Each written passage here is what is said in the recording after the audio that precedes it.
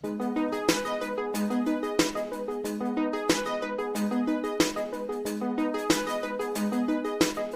been doing this for a long time now.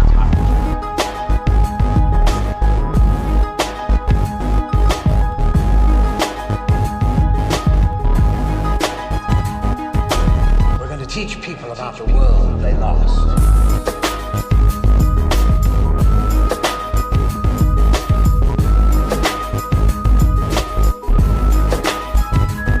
Help them start to rebuild it. The climb of life comes in many forms of triumphs, trials, tribulations, wins, and losses. No matter what you endure, embrace the struggle and embrace the opportunity to grow. Never fucking give up till you become the person you need to be to achieve whatever you want in life. John Anthony Doromal. He's been on episode 4 and episode 10 of the Broken Instruments podcast. The owner of Antsthetics Fitness. Welcome. Thank you. Good morning. Good morning, Happy man. to be here. It's good to have you back, dude. We talked about you being a regular anyway because you're going to be going through a lot of twists, turns, highs and lows of the journey. And I think in the past few months, I think we recorded our talk back in like early January. Yeah. Our first one. I think so, yeah. And I would say a lot of things changed from that point. The good and the bad. I mean, for me, I read this quote. I wanted to kind of highlight this quote. You posted this back in April. And to see where you've gone in the past few months, it sounded like you had it in April. You had this mentality. What made you choose to compete again? Well, if I'm looking at myself back in April, it was kind of more like a dabbling mindset. Because I follow Christian Guzman. I've been like a fan of his like over the years, and he has this thing called summer shredding, which like around like March, April, that's when they start to get their bodies ready for the summer. And then usually by the end of the 12 weeks, Christian decides to do a show.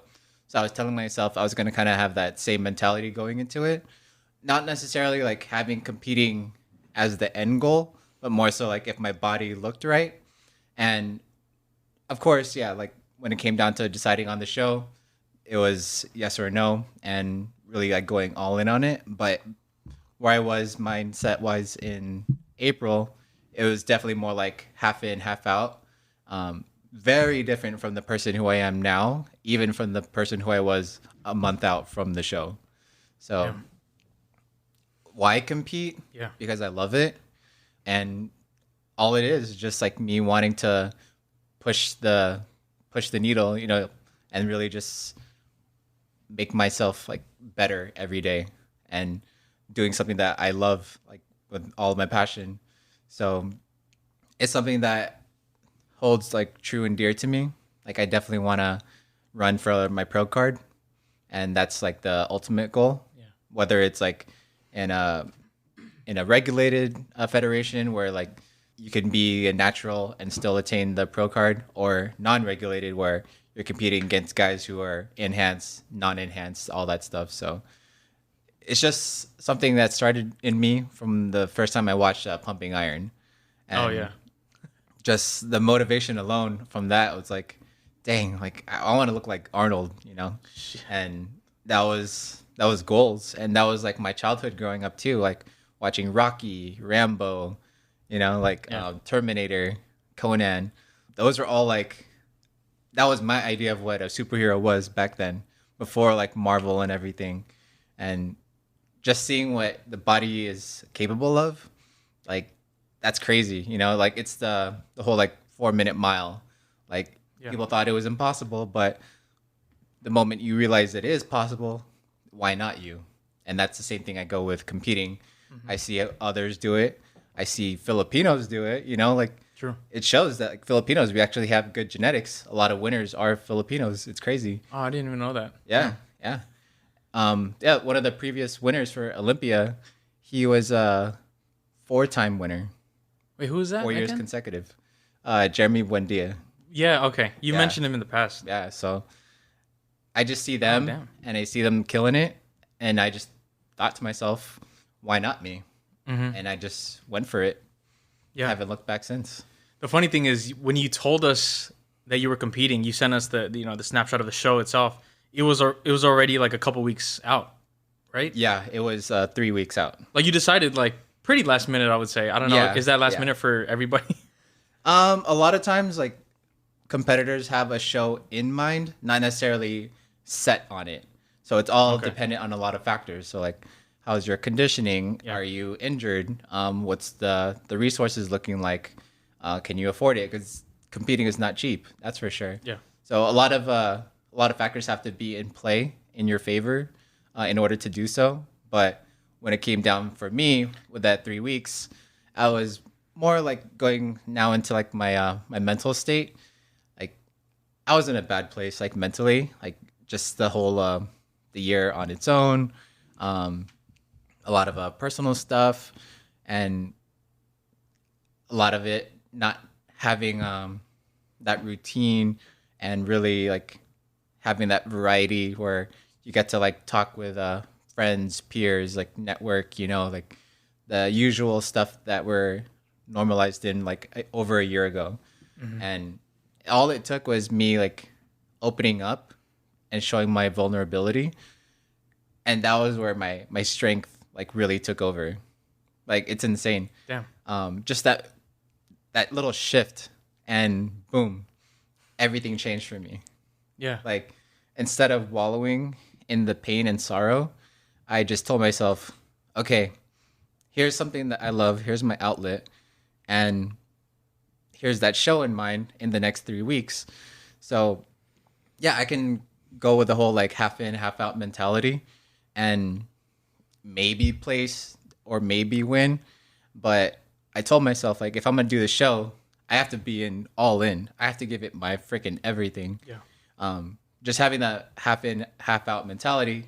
And if I were to do the show, I know I would have lost. Like, Yeah. not just like the show itself, I would have lost like a piece of me. Just brushing under the rug who I could have been better along the way.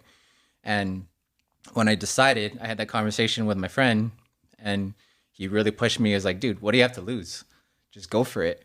And then that's what I made that shift, made that decision, and then just made it balls to the walls, like energy. I remember I texted you and your brother saying like, dude, I'm doing this. Even if the show kills me, it's worth it. Yeah. And I feel like that was like the separation from me and the other competitors, that I was willing to die for this show. Damn. Yeah. Like when I think of that, I also think of like God, like he carried his cross. That was his passion, and he carried it all the way till his death, to his last breath, That's right. and that was the beauty in it. And I just tried to emulate that myself and embrace the whole like dark side mentality. Like Tim Grover, like he was preaching that for his new book. Yeah. And man, it's not saying like, oh, I'm choosing to be evil or anything, but it's using that dark energy and applying it to something good. Yeah. And that's exactly what I chose to ride, and put my head down, put my blinders on, and just gun for it. Just fucking go. Yeah. I it's funny because I took a screenshot of our text. I had it queued up. You texted that it was, I think it was a post that you had a post on Instagram, and it was you doing cardio, and you were watching Pumping Iron, and it was like #relentless, embracing my dark side these next 7 days. And I remember seeing that and right away thinking, you got it in the bag. I already knew as soon as you said that, especially on the talks that we were having leading up to that point. I mean, I have the post here. It was in June. Where's it at? Yeah, it says, lately I've been in a dark place mentally, and I felt like my world was crumbling. It's funny to look at someone's Instagram feed and to see the changes that we all go through, and whatever you're going through at that time. As soon as you texted me that video of you going, and you did say, if this show kills me, it's worth it.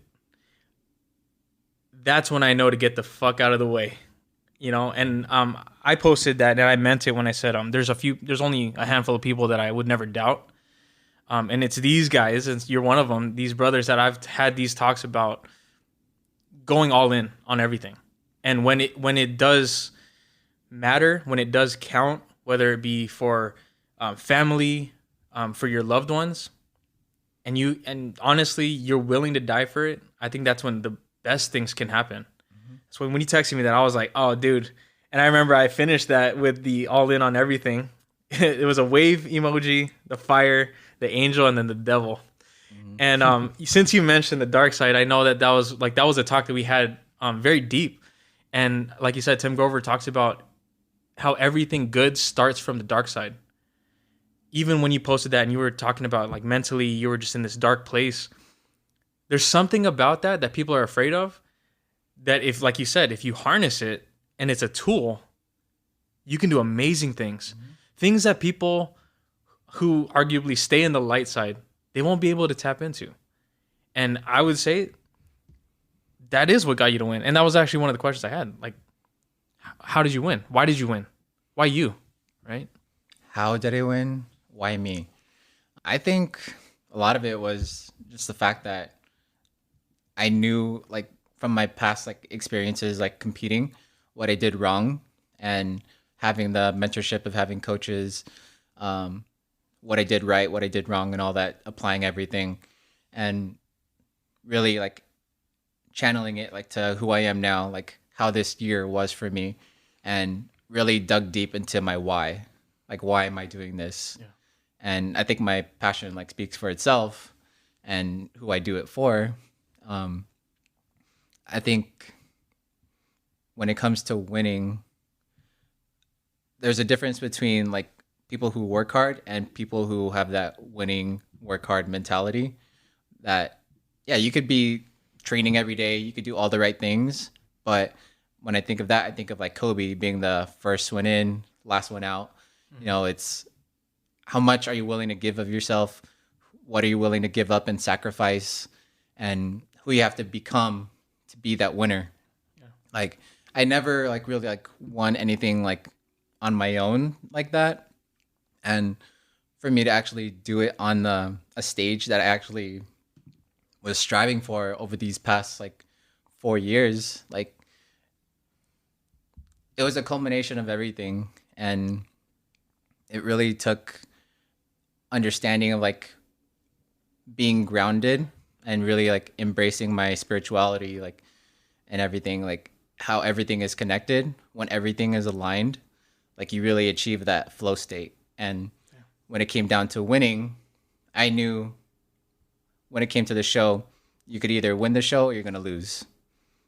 And I don't take losing as a true loss. Like, when you lose, you're still going to learn. And whether I won the show or if I lose and learn, that was a win-win situation for me. And so I just eliminated that stress already, that taking that pressure off myself and really just being fully in the moment and just giving the exact energy, the attention that the moment deserved, and really just have fun with it. Like, be one, like, with energy, you know, like just flow, like Bruce Lee says, like, be water, my friend. And I just removed myself, my ego from the situation. I removed my pride and just tried to be like a humble servant of right now. Yeah. Wow. When we talk about that balance, and I know you posted that video trailer of what Antsthetics Fitness is, and it's a lot about balance. It's a lot about the physical aspect, the mental aspect, spiritual, and soul. When you come from a dark place, I would say that it's more of a mental game. How do you counteract that then with spirituality? Because I think that's where people have a hard time. They have a hard time reconciling the dark side and the gritty, the grimy side of competing and achieving your goals. How do you balance that out with the spiritual side, with the soul, and the good aspect that you're talking about? The way I like to balance it out is not letting anything like sway you. Understanding that life is messy, you know, like good and bad is going to happen. And that if you just stay calm at all times, whether it's good or bad, that's the best mindset to be in, because you're going to make the best decision. Like, if you're in panic mode, you're going to think fight or flight, you know, like, And it's really just having the awareness. Of course, like you're still gonna like have all these emotions like any other human being, but it's the way of bringing yourself back to right now, living in right now, not thinking about the past, not living in the future, and just being right now.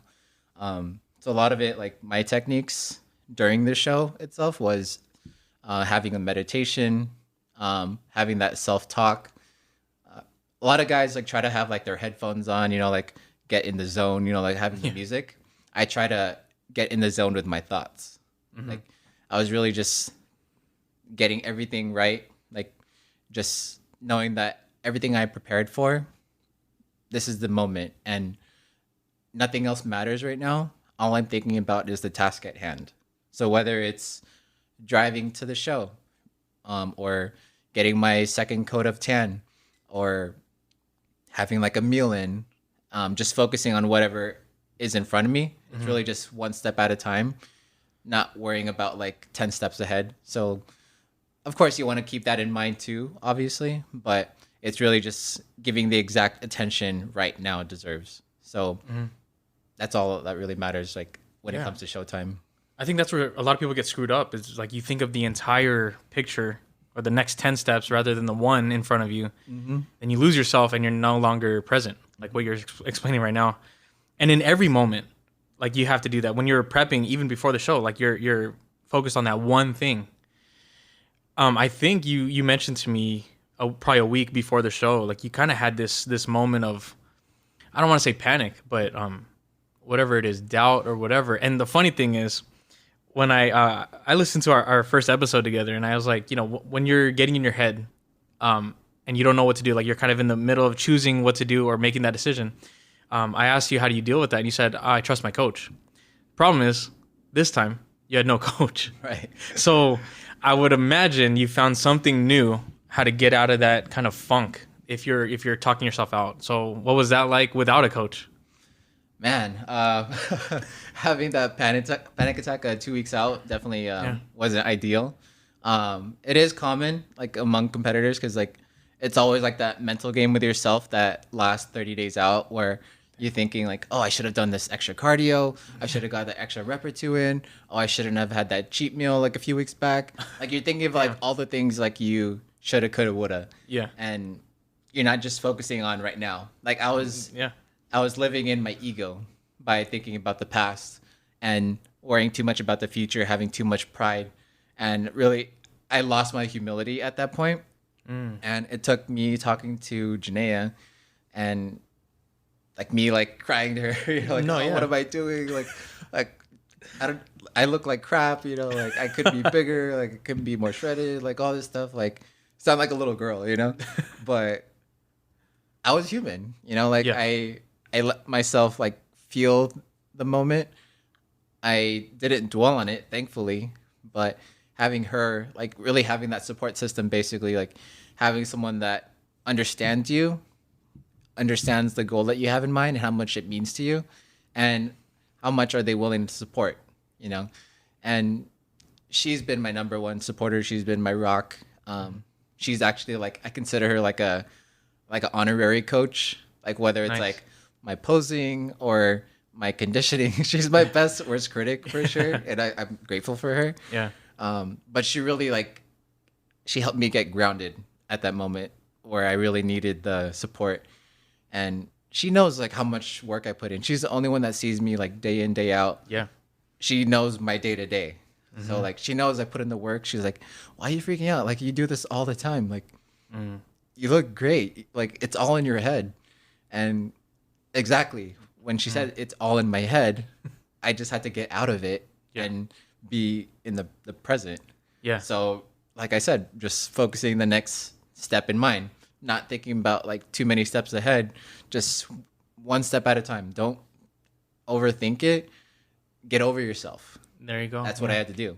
And just one step at a time and just take it day to day. And that's all it really is. Yeah. You ended up getting in your own way. Like you're exactly, dude. Exactly. Yeah. I mean, I've been in those places where you realize, oh shit, like I'm actually stopping myself just because I'm thinking too much about what happened or what if, or I could have, I should have. get over yourself or get out of your way. Either way, it's allow yourself to be where you're at. And you definitely need someone like that. And I think that's when we all realize we're never really alone. Like you have someone like Janaea who's always going to be there. And every day she knows your routine. She can anticipate what your day is today, like what exercise you're doing today kind of thing. And that's the beautiful thing is that you're never really alone. And, you know, we didn't make it to your show, but I know that a lot of the family did. And I mean, just watching the video, you can hear everybody screaming for you. Obviously that's encouragement. When you're on the stage, you're alone, but there's so many people behind winners. There's so many people behind people that achieve great things. And they all get the credit. It's all a win for them. Yes, you know? absolutely. And I want to like add on to that too. I love how you just like brought that up. I want to bring up a quote from a buddy of mine. His name's London. He's actually like the guy who I spoke to that encouraged me to do the show. And one of his big quotes that always sticks with me now is, "Success is not a solo sport." Beautiful. And yeah, wow. that really like hits home for me because, like you said, like we're never truly alone. Most people are just stuck in their head. They think that they're alone. They don't realize like they're thinking in a victim mentality at the moment. Yeah. You really have to have that growth, abundant like mindset, understanding that you have family and friends who care about you. You have peers in your industry that know what they're talking about, and they can help you get out of that funk or help you like break through that plateau, whether it's like physically, mentally, you know, and just knowing that there's an abundance of resources out there, whether it's like relationships or a supplement or a tool, you name it. So you just have to be resourceful when you're trying to find the resources. Yeah. So I just wanted to add on to that. That's perfect. Because I mean, there is some element, even if someone's they call themselves a lone wolf or something, that wolf came from a family or a history of ancestors that kind of feed him or her who they are. Yeah. So even then, even if you're a lone wolf, you carry everything from your ancestors. You carry everything genetically. You carry the mentality, the physical nature of the family of wolves. You know, talking about Starks, right? Either way, it's that's the beautiful thing, and I like that quote. That, you know, success is not a solo sport. Speaking of success, I wasn't surprised. You freaking won your division, and you won the overall. And let me ask you this, to go off of Tim Grover's book, what is winning? Well, sorry to make a slight correction, Oh. but I also won best in posing. Oh, shit. All right. Yeah, dude. True. What I take pride in, like for that show, was the fact that like, yeah, there were people that won their class and that won their overall, but of all the divisions in the entire event, I'm the only one who won all three. Oh, so damn. I take a lot of pride in that. And posing is overall. Yeah, and posing, in my opinion, is the most important aspect because you can have the best physique, you can be the biggest, you could have like the best conditioning, but if you suck at posing, you don't know how to package it on stage, it means for nothing. Yeah. Like you can't present it. Exactly. Wow. So like you can lose to someone who has a crappier physique than you because they were a better poser. Yeah, yeah. So people overlook that and don't put enough emphasis in it, especially if you're like a first timer. So definitely like if you're looking to compete, have your posing down too on top of your conditioning. Yeah, because that's the performance. Exactly. You're performing the on showmanship. stage. Wow. Damn, dude. And that's the best correction ever. It's like, oh, one more, right? Now, winning it all, what does that mean? What is winning then? What is winning? Dang, that's such a deep question for some reason. Well, because not a lot of people do. Talking about generations now and think the way people are brought up now, it's, you know, everyone's a winner. No, like really at the end of the day, there's people that win. Right. And I think that's why it's important. It's rare that I have such a winner in front of me, to be honest with you. And winning in a sense of like whatever this world presents, right? Okay. What did it mean to you? Okay. So the moment they announced my name, that I won first place in my division and all that, we were backstage like with the other competitors, and immediately the first thing that came to my head was being a good winner. So the first thing I did was looking back at like our Guardians days, like when I played for like the Knights and all that. and just being there for your brothers. These guys, although we are competing against one another, they are my brothers because we're going to battle together, you know? Yeah. And we all went through the same hell to get where we were. So I wanted to acknowledge that with everybody. And I made it a point to like fist bump every single person backstage and be like, great job, great job, great job. I even got everyone to kind of do like a mini huddle and be like, you know what? We're all winners today. Like, unfortunately, there could only be one true winner. And that's just how the game is. Yeah. But we're all winners here. And I hope you guys know that you guys all look amazing. And nothing can take that away from you. You know, like, we all won in our own ways. Yeah. So just keep doing what you're doing. So the first thing that came to mind was being a good winner. Nice. Like, I want to be not just the role model. I want to be like a real model, like to follow. You know, like I want to embody like what it takes to just be a good person. You know, like having that winning mentality and trying to like bestow that with anyone else I come across. And even if like a future competitor comes up to me and like asks me like what's my secrets and all that, I'll give it to them.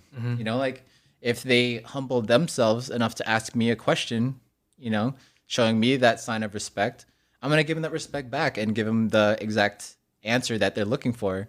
Because whether or not we step on stage together or compete against one another again, I want to compete against the best. Like, I don't want to like duck anybody. I don't want to like give crappy advice and then it'll hurt them. Like sabotage somebody else. Yeah. I'm not trying to do that. Like, I want to be the best. I want to compete against the best. And I just want to like give that positive vibe like to everybody I come across. Yeah. And I think you mentioned a lot of your competitors, like your co-competitors, they were like in their 20s. They're young. Some of them are really young. Yeah. So you already showed an example to them because they're in this, you know, in this, I get, what do you call it? Field? I don't know. They're in this industry. This industry, this sport. And they're going to be in it for a while. So, I mean, you made an impact already by offering that. And I think that's what I think people get mixed up. When someone wins, it's not always for themselves. It's not always for like, because I want the trophy. It means something to you, yes, but it means something bigger than you. You know, after you win, I'm sure you felt like it's more of a generative thing. Like, I want to give. Exactly. I want to help. And it puts you in that position. And I think that's the best part. Because after you did win, I think now you're a sponsored athlete. So if you want to talk about that, go for it, man. So the whole like show overall like was hosted by Muscle Icon, my now sponsors. So the overall prize for the overall winners were $1,000 cash money. Nice. Sponsorship deal with brand development training and all that. So that was like the three that they really pushed. And now like working with Muscle Icon for the past few weeks ever since the show, man, like it's a crazy experience. Like, they've been so good to me. I'm even like repping their shirt right now. It's just cool to like see how when you just like follow like your passion and really give it your 100% all, and now people are actually trying to like work with you like to work out and stuff. Nice. And doing like all these photo shoots, video shoots, getting to associate with all these winners. They really treat you like a family, and that's what I love about them. It's just, I'm just like embracing the ride. Like, it's all fun so far, and they know how to take care of their athletes, that's for sure. And this is just the beginning. So I know there's a lot more like doors that are going to be opening within this next year to come. So yeah, I'm excited. Like, I never thought like, I mean, I'm not going to say I never thought, like, I always wanted to be like a sponsored athlete. So you got to have like that vision, of course. Yeah. You have to visualize it. Yep. And yeah, I'm just like grateful. Like, that's just the root of it. Yeah. Just staying grounded, staying humble still, staying hungry, not letting like my ego like get the better of me. So yes, I won, but I'm also trying to have like short-term memory loss with it, where I'm proud but never satisfied. So I'm already thinking about what's next. So yes, I took the win, I celebrated it, and now I'm thinking we got to move forward. We got to continue growing. We got to break these barriers, these boundaries, and just see what's next. Like, what else am I capable of? So it's all just about growth from here for me. Yeah. Ride this momentum too, of course. Yeah, I mean, that's the funny thing is you win, and then all of a sudden you open all these doors, and then there's so many things going on, I'm sure. Yeah. And what you're saying right now is that you're staying present because, obviously prepping for the show, then competing, winning, there's so many fluctuations of emotions. And that is the mark of real presence then. Whether it's bad or whether it's good, it's being in that one moment and whatever's in front of you. Because you get to the top of the mountain, oxygen level is a little scarce up there. It's thinner. The air is thinner, so it's harder to breathe. And if you don't let it settle and adjust to that altitude, you won't survive. And a lot of people just come crashing down because of that. And I think the way you're explaining to me, it sounds like you're staying present with everything in front of you. And I mean, I'm sure you got pretty busy the last couple of weeks, or at least the weeks following the show. Sure. What's your tool to stay present in the good times, in the good things? It's really just doing the things that got me where I am. Just continuing to do my daily routine, do the whole journaling, meditate, when I remember to. Still sticking to the grind, whether it's training, diet, not getting sloppy and all that. And staying grounded in the good times. Yeah. Just having the balance of things. I don't have to be 100% dialed in all the time. So since the show, I wouldn't say I took my foot off the brake, the gas a little bit. I'm really just giving whatever life's throwing at me right now. And my main goal right now is to just get through these next few weeks, get ready for our vacation and all that stuff. Hell yeah, I can't wait. Just not being hard on myself and just enjoying the ride and staying present, I guess. I don't know. Yeah, I know. See, and that's the weird thing, because that's why I wanted to talk about it, because I've been in the place of, if something difficult is in front of you, that's when we pull all our tools in, all right, meditate and exercise and pray, whatever people do, or they call on God or a higher power. It's because I'm going through something. But then how do you stay present after the win, when you're kind of you're embracing the spoils of war, where you're this is it, we got everything we wanted, we accomplished it. It is a different task to still have all those tools at your disposal when you're in that moment, when you're kind of celebrating. And that is, I think, is a challenge for all people that have accomplished something, where it's how do you stay on track, or how do you stay in competition mode, or you're competition ready? The Floyd Mayweather, that he never gets out of shape, no matter what. Even if he has no fight, he trains as if he's starving. And it's a weird switch that people have. And I don't even know if it's a switch. I don't know if it's if it's a nature type of thing. It's a natural thing that people have to stay in that mode of presence. And I think that's the beauty of it. And when we talk about presence, we talk about flow, we talk about the zone. And it's kind of embracing the highs and lows, riding the waves, highs and lows, and still not losing yourself. And I'll be honest with you, I personally don't see you losing yourself. Even if you won all this, you're still the same guy. You're getting a lot of recognition now, and that's honestly, it's a celebration for all of us. But you still never let that get to your head, and that's the beautiful thing. And I think that's something we could all learn from, if anything. I mean, the way I see it, Antsthetics fitness is taking off even more now than the last time we talked. Yeah.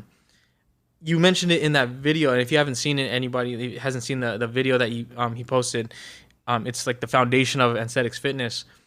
Has it evolved, or is it changing at any point now?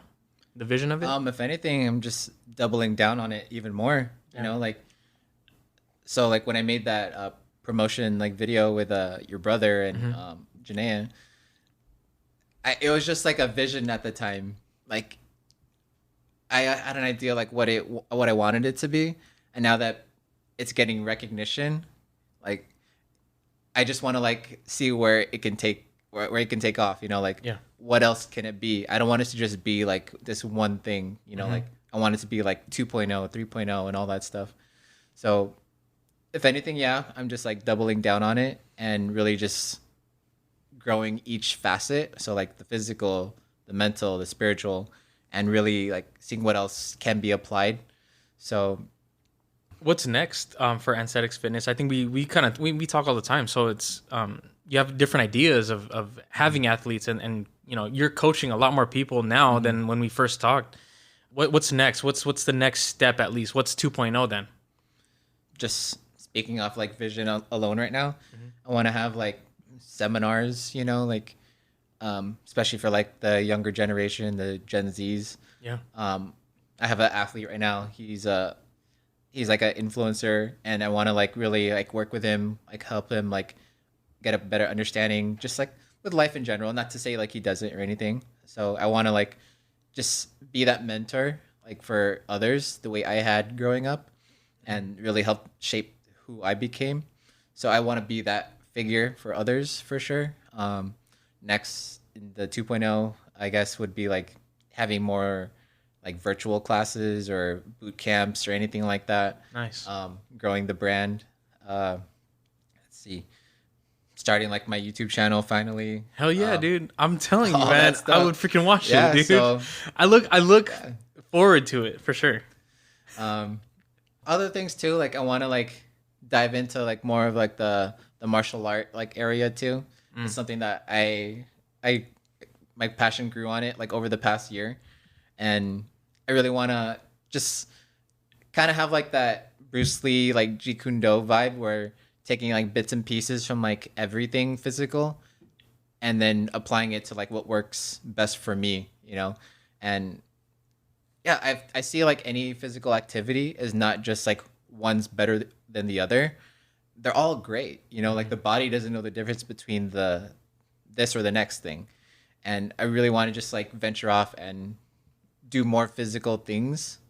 Like it doesn't have to be just like weightlifting or anything. I just want to like be in motion, you know, like constantly moving. Yeah. Like I kind of self-diagnosed myself this past year.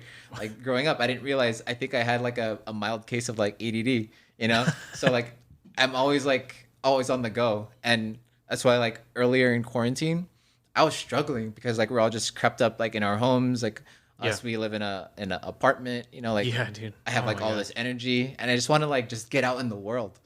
And yeah, that's next for me. I just want to like get out there, travel. A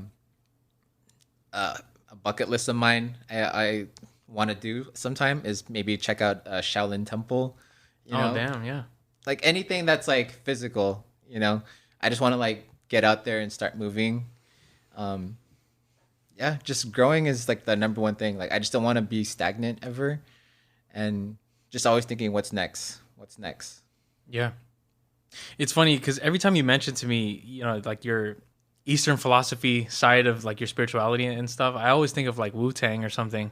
Like that kind of, I don't know. I love Wu-Tang from like so far ago. Like the collective about it, but also the philosophy of it, where it's for any given situation, there was always the swordsmith for that situation, and it doesn't matter if it's like a calm, pleasant situation or a rough, rugged situation. They had a style for it, you know, and it was a collective of like 9 guys.